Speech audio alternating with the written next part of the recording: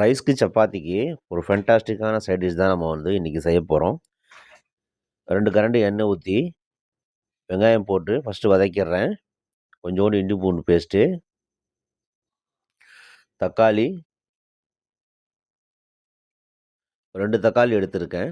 கொஞ்சோண்டு தேவையான அளவுக்கு நம்ம உப்பு போட்டு சிக்கன் கழுவி சுத்தமாக எடுத்திருக்கோம். அந்த சிக்கனை போட்டு மஞ்சள்தூள் கொஞ்சோண்டு போடுறேன்.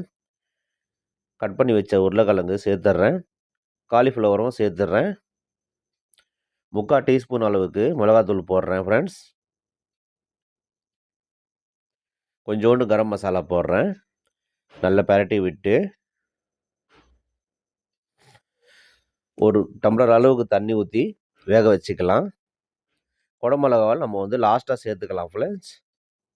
ஜஸ்ட் ஒரு 5 நிமிஷம் குடமிளகா வேகினா போதும். சூப்பரான சைட் டிஷ் ரெடி.